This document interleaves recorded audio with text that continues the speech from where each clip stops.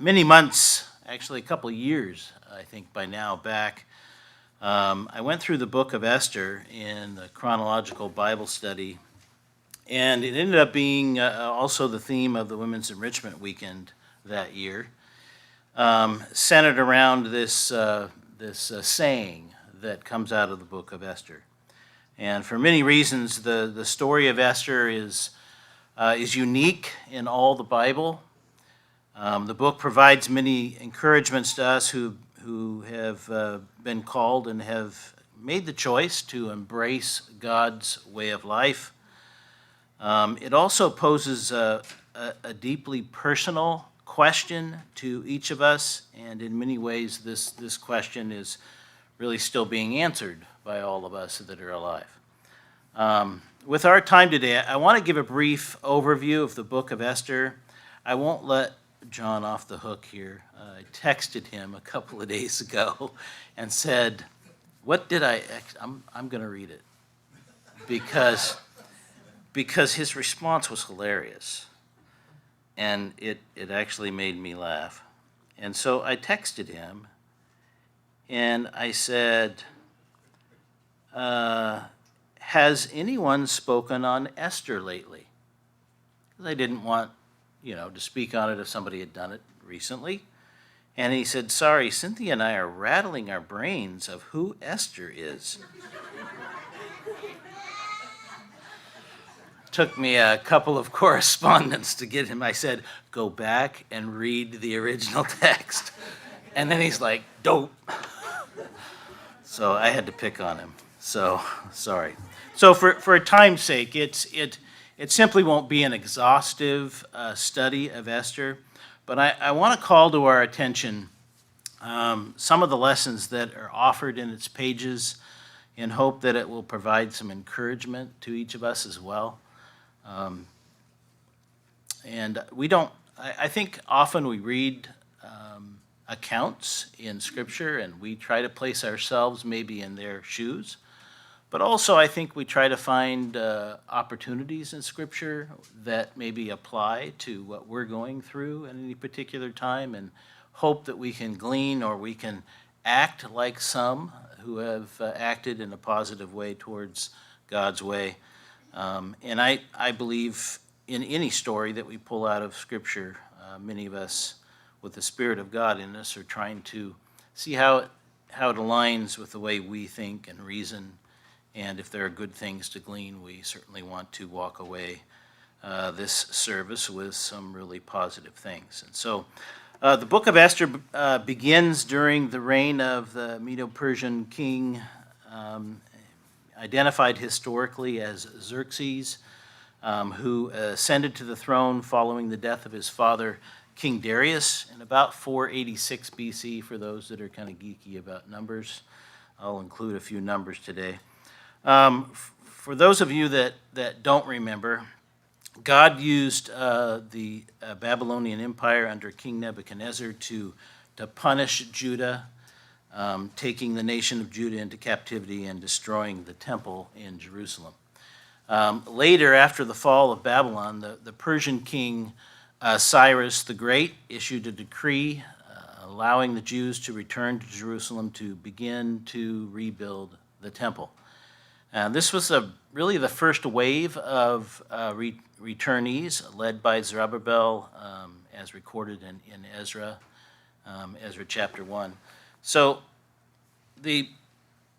during this time and during this kind of resurgence in wanting to rebuild the temple, they ran into some opposition that arose. If you remember, it's kind of the backstory of the Gospels in a lot of ways, because the people that were giving Zerubbabel and Ezra a bad time were the Samaritans, who were resettled in that region from conquests of the Persian and Babylonian Empire. So the work on the temple was stalled for many years. And then under King Darius, Cyrus's original decree was found and reaffirmed. Darius not only authorized the continuation of the work, but if you remember, he funded the temple's completion from the royal treasury, so a real a gift from God in that regard. Later in 457 BC, Artaxerxes approved the return of Ezra the scribe. Ezra's mission was not to build at that time, but to restore proper worship and reestablish the teaching of God's law in Judah. So now under the reign of Xerxes, the son of Artaxerxes, we find that most of the displaced people of Judah had not returned to their land. Instead, they had become fully integrated into the Babylonian empire and into Babylonia itself and the surrounding areas. So now a Medo-Persian society, they were fully integrated, many of them. This was not necessarily disobedience to God. Remember, it was what God had instructed them to do when they went into captivity.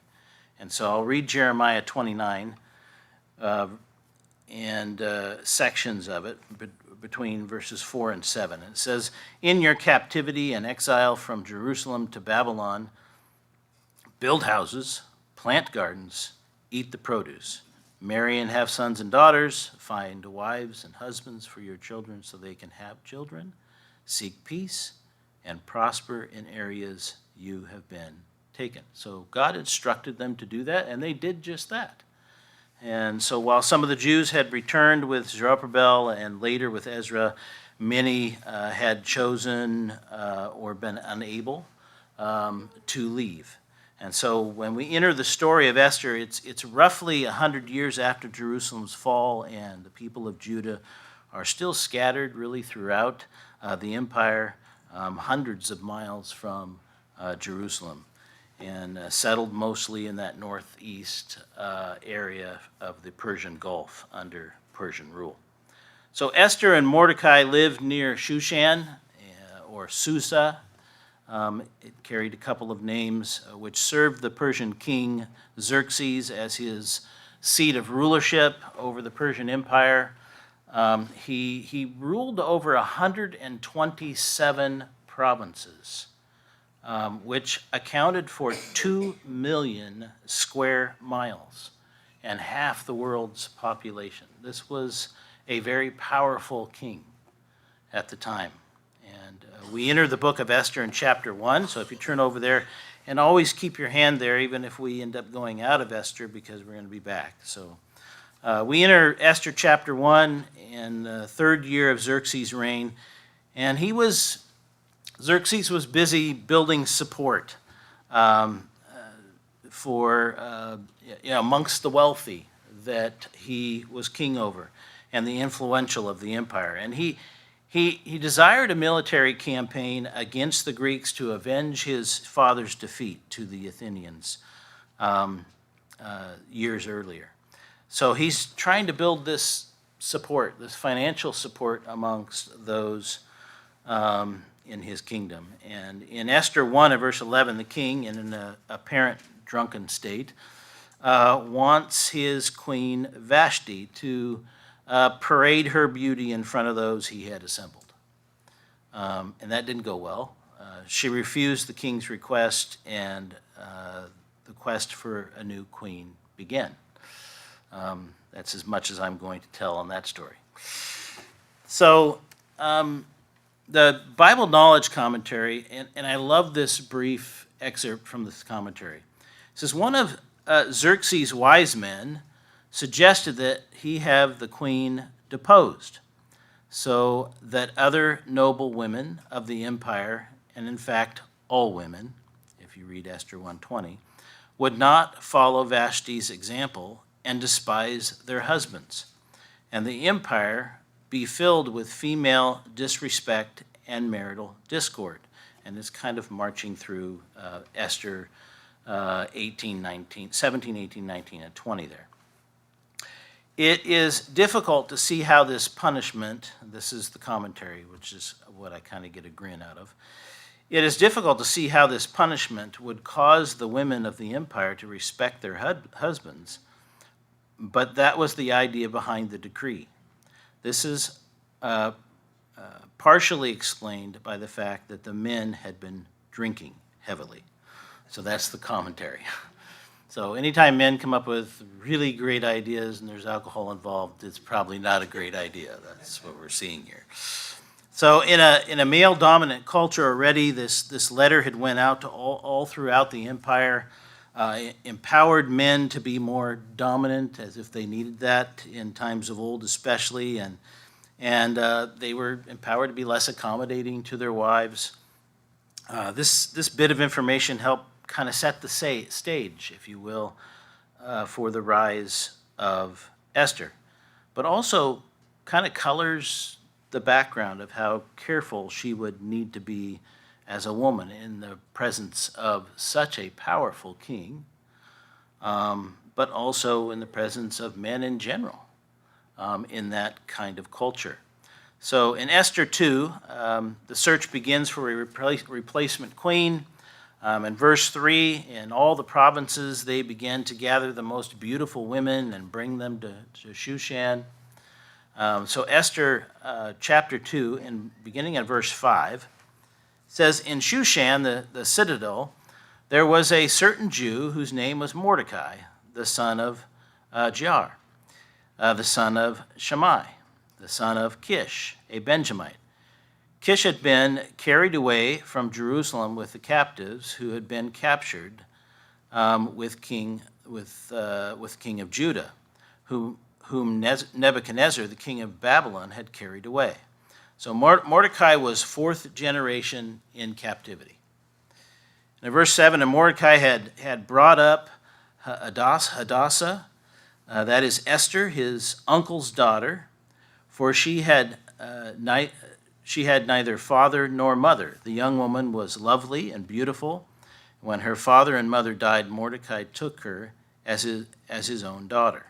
So he was older than her, obviously. That's the view.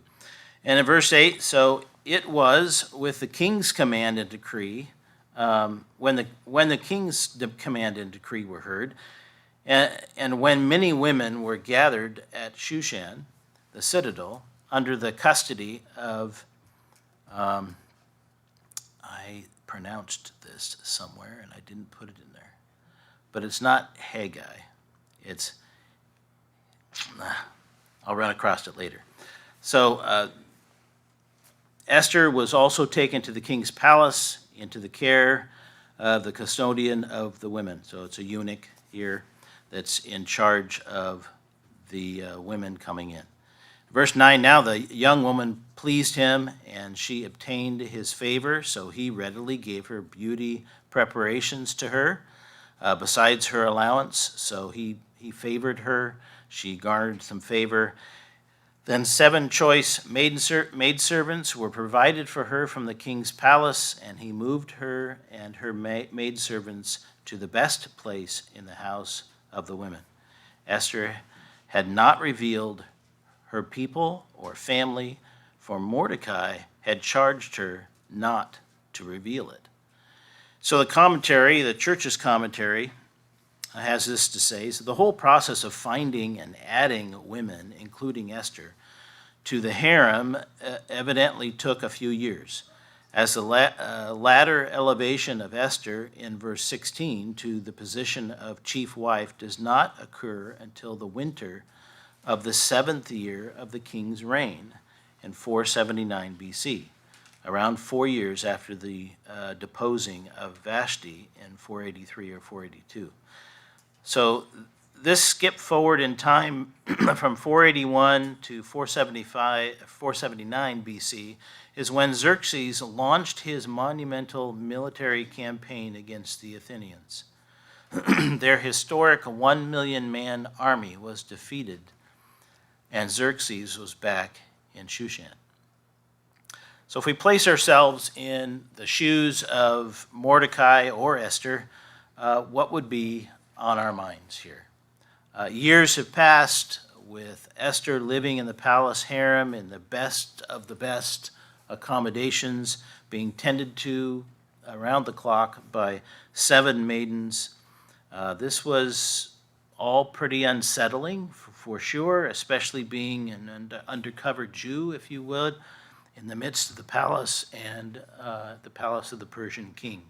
And in Esther chapter 2, verse 11, and every day Mordecai paced in front of the court of the women's quarters to learn of Esther's welfare and what was happening to her. So Mordecai was certainly concerned every day, it says, and he was very dedicated to Esther's welfare.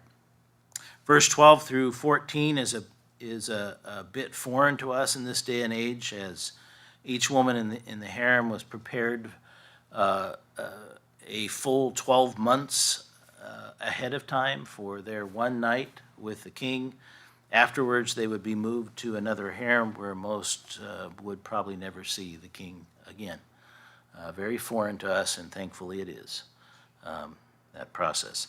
So in Esther 2, verse 15, now when the turn came for Esther, the daughter of Abihail, the uncle of Mordecai, who had taken her as his daughter to go into the king, she requested nothing but what Haggai, I did it here, I just didn't do it. Haggai, the king's eunuch, the custodian of the women, advised. So she was getting coached up. She had favor and she was getting coached up. And Esther obtained a favor in the sight of all who saw her. So there continues to be evidence of a very favorable relationship with Haggai, a eunuch in charge of the harem, and he was guiding her toward success. She had done something to earn his respect and his favor. And so in verse 16, so Esther was taken to the king. In 17, the king loved Esther more than all the other women, and she obtained grace and favor in his sight more than all the other virgins. So he set the royal crown upon her head and made her queen instead of Vashti. So we're told Mordecai sat within the gates, the king's gates. That would have made him an official of the king in some way. Many of the commentaries assume that means that Esther was allowed to extend a position within the courts in that way. So while Mordecai was about his business, he overheard two of the king's eunuchs who were to guard the king, and they were conspiring to kill the king. So Mordecai told Esther, and then Esther told the king that Mordecai had heard this. And in verse 23, and when an inquiry was made into the matter, it was confirmed, and both were hanged on the gallows, and it was written in the book of the Chronicles in the presence of the king. So this is important context for later in the story, because the recording of these facts do come into play much later. The king was diligent in writing down exactly how he learned of all of this.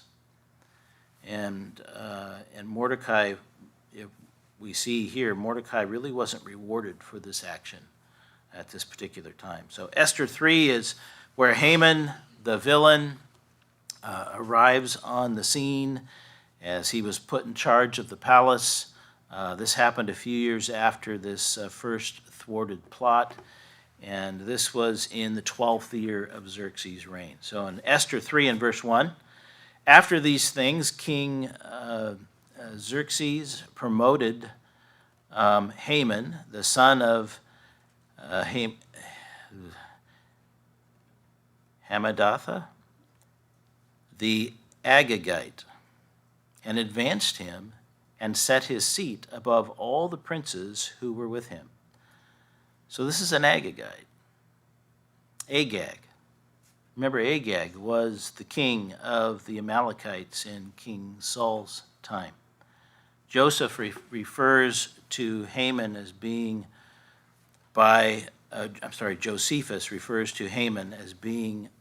by birth an Amalekite. So Josephus, the Jewish historian, says he was by birth an Amalekite. Antiquities of the Jews, that's where it comes out of Book 11, chapter 5. So Amalekites, a branch of the Edomites, descendants then of Esau, were ancient enemies of Israel, all through the scriptures. So we take a bit of a side story here as we enter into an important lesson, especially on the topic of putting sin out of our lives.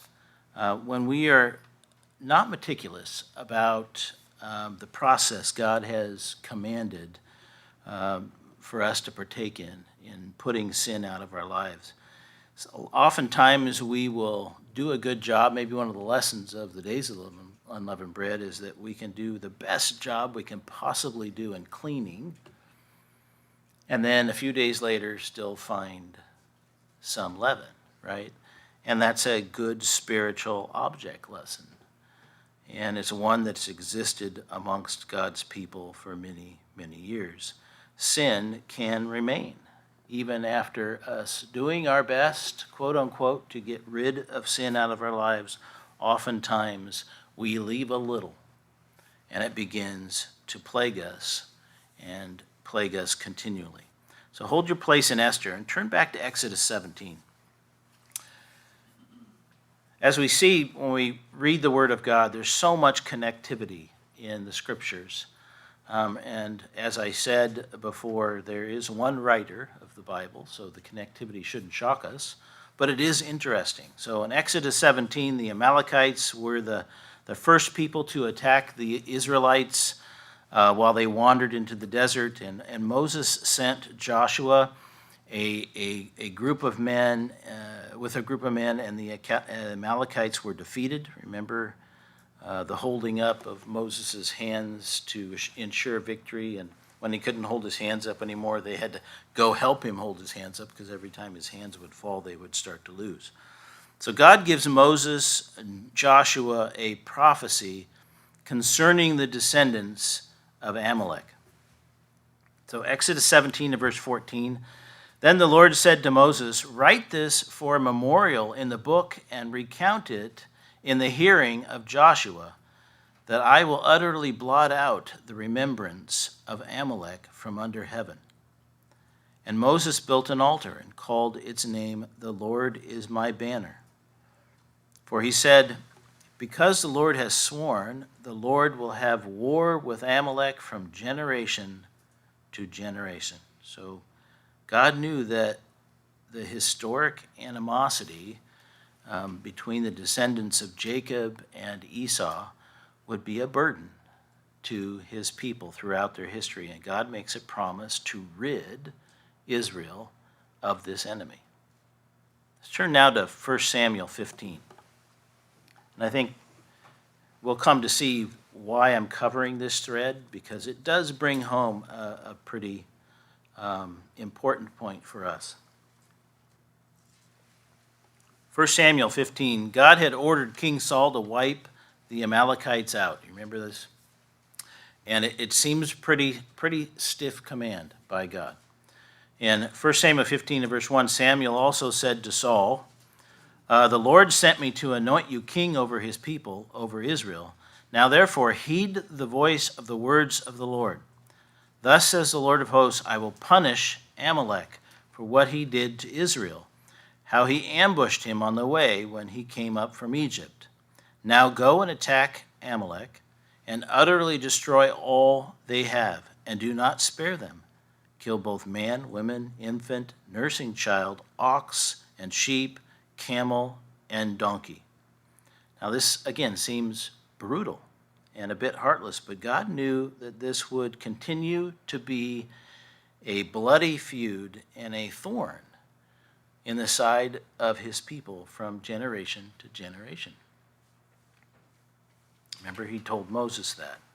So in the NIV, we'll continue 1 Samuel 15 and verse 7. Then Saul attacked the Amalekites all the way from Havilah to Shur, near the eastern border of Egypt. He took Agag, king of the Amalekites, alive, and all his people he totally destroyed with the sword. But Saul and the army spared Agag and the best of the sheep and cattle, the fat calves and the lambs, everything that was good, these they were unwilling to destroy completely, but everything that was despised and weak, they totally destroyed. Then the word of the Lord came to Samuel. I think it's interesting in verse 9, it is a snapshot quite often of how we rid ourselves of sinful things. We get rid of the things that are easy and that are obvious and that maybe don't have too much value to us, but oftentimes we can find ourselves overlooking those things that maybe we like or have a little bit of value to us and not clean it completely out like God commands. And so in verse 11, I regret that I have made Saul king, because he has turned away from me and has not carried out my instructions. Samuel questions Saul, but really all Saul could do, if you remember the story, is all he could do is lie. He says, I've carried out the Lord's instructions. Oh, the livestock. Well, the soldiers brought them, but we're going to use them as sacrifices to God, right? And so he continues to kind of work himself through making excuses. So Saul even erected a monument to honor himself following the victory, if you remember. And Samuel passes along God's judgment to Saul in verse 17. Samuel said, although you were once small in your own eyes, did you not become the head of the tribes of Israel? The Lord anointed you king over Israel.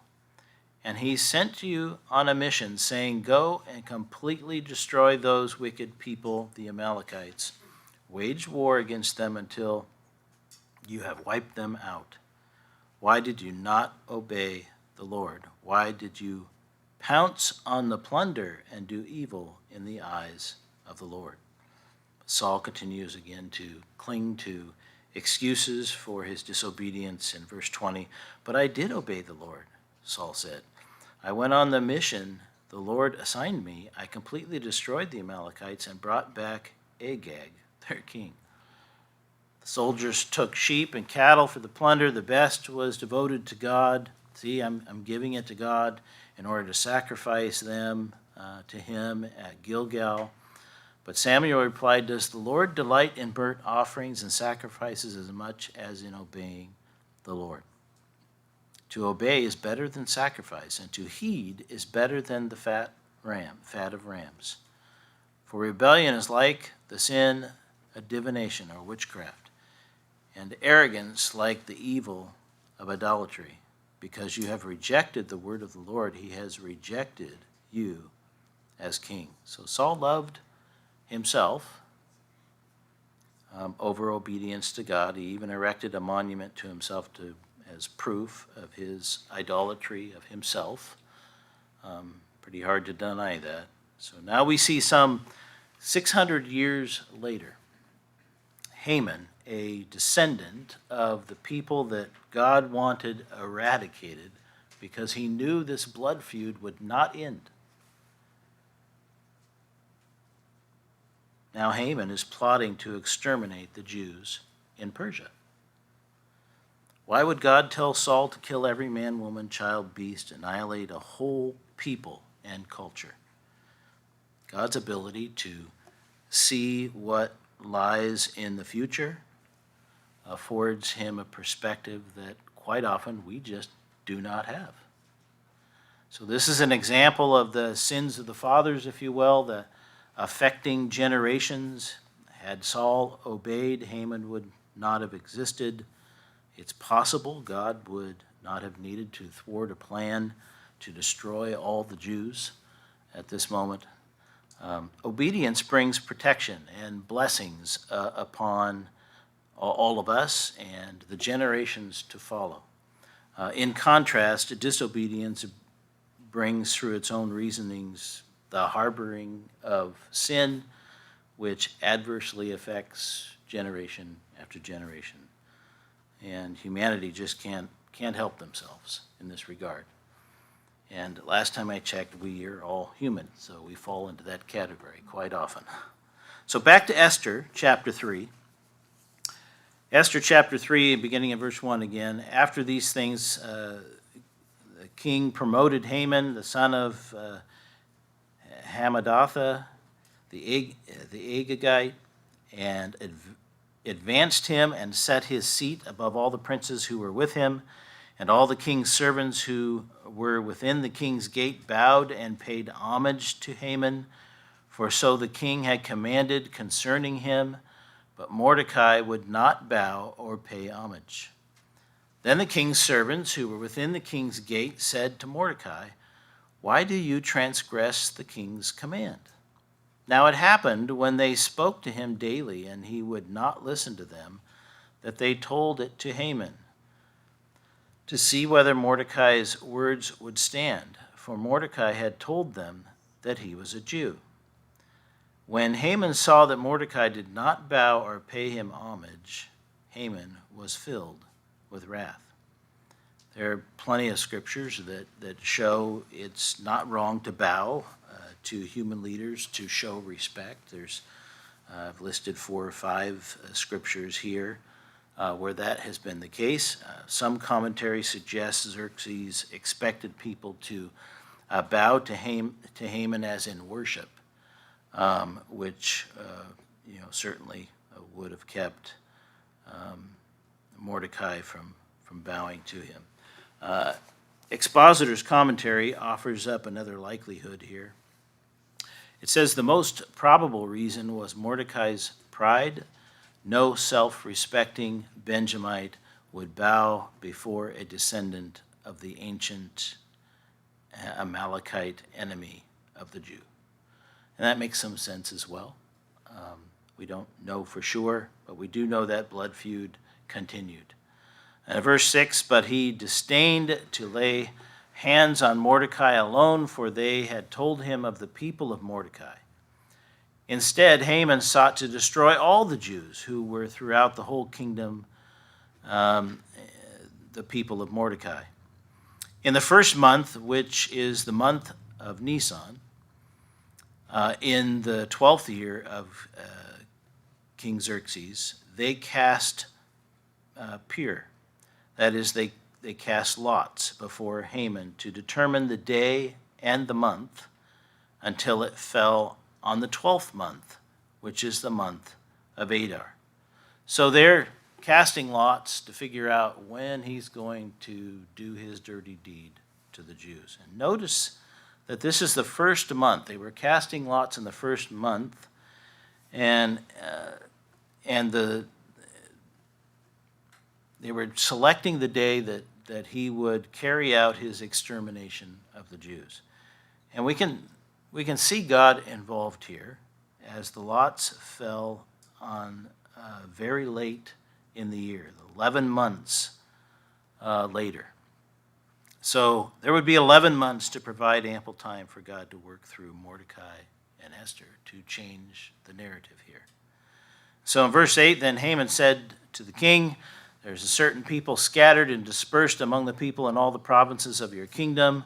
Their laws are different from all the other peoples, and they do not keep the king's laws. Therefore, it is not fitting for the king to let them remain. If it pleases the king, let a decree be written that they be destroyed, and I will pay 10,000 talents of silver into the hands of those who do the work to bring it into the king's treasury." So what a level of hatred Haman has for the Jews. 10,000 talents of silver, that's 375 tons of silver. That's a lot of silver. It's estimated to be about 2/3 of what the Persian annual tribute revenue would be in a year. Haman was a wealthy man, willing to match these funds to exterminate the Jews. That's a lot of anger. That's a lot of hatred. Now, he probably would likely plunder the Jews after their extermination to kind of pay for this bribe. I'm sure that was part of the plan. In verse 10, so the king took his signet ring from his finger and gave it to Haman, the Agagite, the enemy of the Jews. Keep the money the king said to Haman, and do with the people as you please. Then the king's scribe were called on the 13th day of the first month, and a decree was written according to all that Haman commanded. And it became law. Just like that. What day is the 13th day of the first month? Well, the 14th day is Passover. So this was the preparation day for the Passover. Verse 13, and the letters were sent by couriers into all the king's provinces to destroy, to kill, to annihilate all the Jews, both young and old, little children and women, in one day, on the 13th day of the 12th month, which is the month of Adar, and to plunder their possessions. So a side note, it's kind of sobering, kind of a sobering side note. It's chilling to think that this happened in not our too distant past. In 1933, when Adolf Hitler passed anti-Semitic legislation, in the first official Aryan regulation that began the cascade, if you will, of Nazi laws stripping the Jews of all human rights. This took place on April 7th, 1933. Passover that year was April 14th. Coincidence that this happened right before Passover? Satan knows what he's doing, and these things continue to cycle as humanity goes on. So some Jewish scholars also believe Hitler has his familial roots back to the Amalekites. Hermann Rauschning, a German politician turned author who joined the Nazi movement briefly before breaking from it because of the radical nature, interviewed Hitler about his vision of the Nazi movement. And here is a quote from that interview. Is it true, this is Adolf Hitler here, is it true we are barbarians? It is an honorary title to us. I am coming to free humanity from the shackles of the soul, from the degrading suffering caused by this false vision called conscience and morality. The Jews have inflicted two wounds on mankind, circumcision on its body and a conscience on its soul. These are Jewish invention. The war for world domination will be fought entirely between us, the Germans, and the Jews. All else is a facade and an illusion. That's unquote. So Hitler also declared in a speech in January 30th, 1944, that if the Nazis were to be defeated, the Jews could celebrate a second Purim, as indicated later in Esther 9 and 10. So Hitler intentionally linking himself to Haman and the Esther story. He proved this vision by exterminating a third of the world's Jewish population. So Adolf Hitler banned the book of Esther and forbid the celebration of Purim. It was a capital offense to possess the book of Esther. That's part of history. And so was he a descendant of the Amalekites? Well, we don't know. We don't have any of that proof. But you could certainly make a convincing case that he spent his life mimicking the intentions of the Amalekites, and certainly Haman, as he referenced himself to that in his own words. So back to the story of Esther. In verse 14 of Esther 3, a copy of the document was to be issued as law in every province, being published for all people, that they should be ready for that day. The couriers went out, hastened by the king's command, and the decree was proclaimed in Shushan, the citadel. So the king and Haman sat down to drink. There they go again. but the city of Shushan was perplexed or in confusion. So one of the main encouragements we can draw from the book of Esther is, in spite of the craftiness of evil doers, God is always working in the background to ensure his will be done. God ensured he had 11 months before this edict could be carried out. And we get a sense of Mordecai's heart for God and his people. No doubt Mordecai's actions tales of his actions spread across the kingdom. In Esther chapter 4, beginning in verse 1, when Mordecai learned all that had happened, he tore his clothes and he put on sackcloth and ashes, and he went out into the midst of the city. He cried out with a loud voice and a bitter cry. He went as far as the front of the king's gate, for no one might enter the king's gate clothed with sackcloth.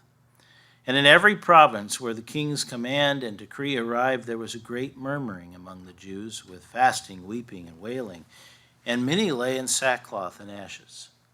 Esther learned of Haman's decree from Mordecai, and the seriousness of the situation reached critical mass for Esther. In verse 9 through 11, I'm going to read UCG's commentary, but it includes expositor's notes as well about verses 9 through 11. It says, Mordecai informed Esther of her need to plead the case of her people before the king, and yet her Jewish identity was still a secret. Given the circumstances, it no doubt seemed that revealing it at the time would have been extremely dangerous. Moreover, Esther was at first fearful to act for another serious reason. She instructed her attendant to return to her cousin to remind him that no one could approach the king in the inner court without a royal summons. The penalty for such a transgression was death. On occasion, the king had been known to extend his golden scepter to an uninvited person as a gesture of mercy. The Persian custom was that anyone who approached the king uninvited would be put to death unless pardoned by the king. However, that a person could send a letter to the king and ask for an audience. Why this procedure did not occur to Esther can only be surmised.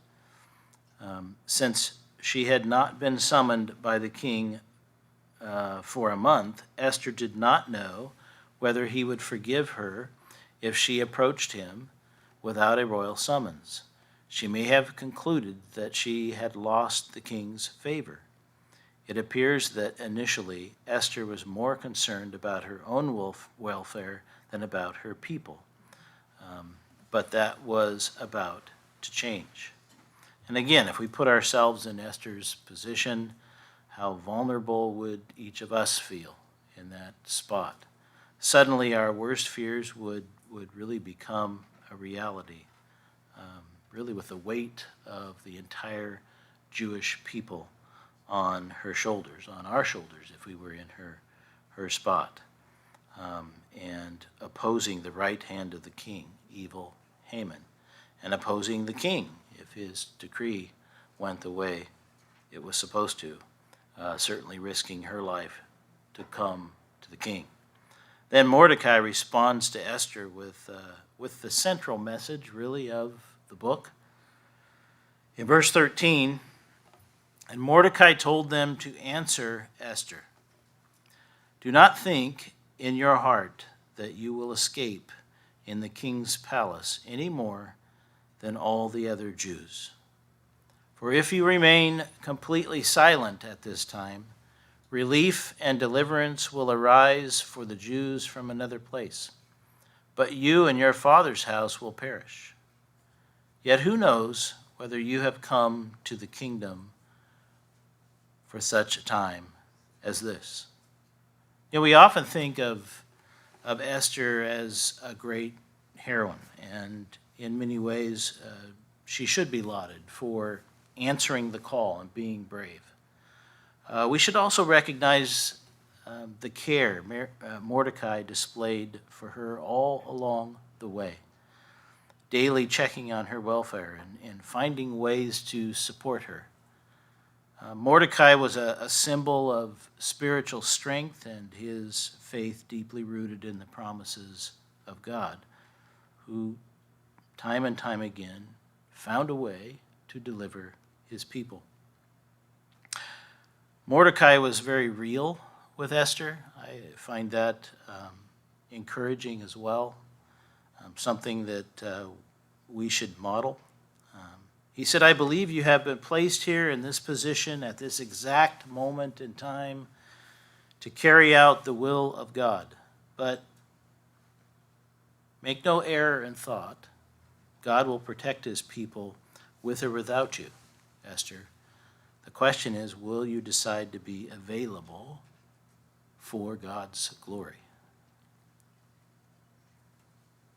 I often think that maybe this thought enters our mind from time to time based on whatever task we're doing, whether it be in our own lives, in our own families, within the church, that we can have this stray thought of everything depends upon me. We can get in that mode where it just feels heavy. And Mordecai is saying to Esther, everything doesn't depend on you. God would want you to respond here, and you have an opportunity. But God's going to carry out his will regardless. So this is a meaningful message for us today. In the latter half of Luke 17, Jesus Christ answers the Pharisees as they were demanding of him, tell us about the kingdom of God, right?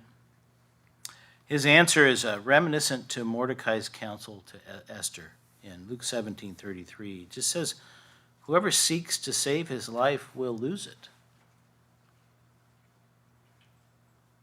It wasn't mere coincidence that a young Jewish woman had become queen of the Persian Empire at this very time in history. It was the work of God. Did the all-powerful God need her to ensure his people were protected? No. He had placed her in her current position to use her if she was willing. And we know that she was willing. But it was tough. It was a tough situation. What about you and I? Have you truly personally considered that out of all the places and times God could have brought you into existence, it's here, at this moment, in whatever situations you find yourself in your families, in the community, in the church? Do we seek to save our own life, or do we believe God has called us for such a time as this, to be an instrument in his hands to accomplish his will? I love Esther's response to Mordecai. In Esther 4, in verse 16, because I hope that this kind of mirrors all of us in our response to the weighty matters of life and God calling us to do hard things, as I've said before. Esther 4 and verse 16, Esther says, "Go, gather all the Jews who are present in Shushan and fast for me. Neither eat nor drink for 3 days, day and night. My maids and I will fast likewise. And so I will go to the king, which is against the law, and if I perish, I perish." What a special lady. What a special man who cared so much for Esther that he held her accountable for who she was and how God had placed her in exactly the right place to be effective for him. Mordecai held her accountable for who she knew she was, who she wanted to be, and who God wanted her to be. Esther realized she needed godly strength for what lay ahead. I think many of us have come up in our lives and bumped up against situations where we've reacted the same. Verse 17, so Mordecai went his way and did according to all that Esther commanded him. You know, don't miss how this is written here. This is important too. Mordecai was her older cousin, but really her kind of adopted father in a lot of ways. And we have also seen he is her spiritual mentor. Yet Mordecai, by the language used here, understood the authority of Esther as a queen. And again, displays his character. Esther had stepped fully into the role God had prepared her for. And Mordecai discerned this. He went his way and he did according to all that Esther commanded him. This moment reflects a really timeless biblical principle. Godly leadership includes knowing when to step back and let another rise as God leads. Like John the Baptist, remember, he said, he must increase, but I must decrease. Mordecai recognized God's hand upon Esther. His strength was not in control, but in discernment, humility, and faith that God was now working through her. A great lesson that we shouldn't just kind of pass by in verse 17. Decision Mordecai made, and it speaks to his character. Chapter 5, after fasting for 3 days during the days of unleavened bread, Esther is then granted favor by Xerxes. God led her to give 2 banquets for Haman and the king to set up Haman's demise. Esther displaying a tremendous amount of wisdom and planning there to bring the truth to light. Reading the rest of the balance of that story could be a great Sabbath afternoon read for the rest of us. It's quite phenomenal. So God also worked behind the scenes to cause Xerxes to finally reward Mordecai for his loyalty. Remember, I said earlier he didn't really receive a reward. We didn't see that. And chapter 6 becomes that turning point in the book of Esther as we see God's powerful and sovereign hand controlling all the events to bring about his will and to protect his people. So Haman's death comes quickly, and in chapter 8, a new decree from the king which allows the Jews to defend themselves against their enemies within the empire. And because God caused the lots that Haman cast to set the timetable all the way in the 12th month, the Jews were well prepared and thwarted their enemies by then. So Esther is, again, a short read. There's so much to be gleaned from the pages of this small book. As we reflect on the book of Esther, several enduring lessons come into view, and there are more, but I've picked a few. Esther's courage did not arise in a vacuum, if you will. She needed the voice and wisdom of Mordecai along the way, a faithful mentor who raised her, who deeply cared for her, who guided her with unwavering conviction. His faith became a foundation she would draw upon when her own courage was tested, and she needed that second voice, that strength. Mordecai didn't force her hand when the moment came. He trusted that God was working in her, and Esther in turn rose above her fears and did answer the call and did fulfill that role that God had set her up to be able to fulfill. She wasn't relying on her own strength, but placing her trust in the strength of God, fasting and asking for that help. She also recognized something else, that she, again, couldn't do this alone. And so she embraced her place as the queen and in a position of influence, but she realized she needed the help of others to beseech God on her behalf so that she would have the kind of strength she needed to do the right thing. Her decision was not just personal, it was communal, spiritual, and ultimately redemptive for her people. And she seized the moment. The door God opened, she stepped through. And it wasn't an easy door to step through. The result, a deliverance that has really echoed through 2,500 years of Jewish history. A legacy of faith, courage, and God's providence that really still speaks to us today. There's no question why the Jews still exist as a people today. They have been delivered time and time and time again by God. And because of the promises that he gave them. You know, at the return of Jesus Christ to this earth, the first, the one chapter book of Obadiah explains how Christ, our King, will himself destroy all remnants of the house of Esau. No Edomites or Amalekites will live into the 1,000-year millennial period. So too will sin be eradicated under Christ's rulership. Christ will accomplish what others cannot or could not or would not. The complete removal of the oppressors of his people. Peace will reign. I wrote down here a couple of reminders for myself.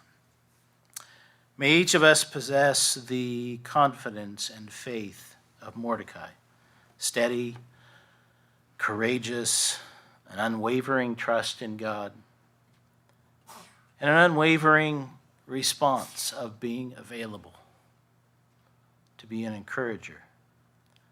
May we be like Esther, believe our belief as a quiet conviction that the hidden hand of God in situations always works to accomplish his will, even when we can't see it, even when we are facing situations we have no idea the outcome, and it looks grim.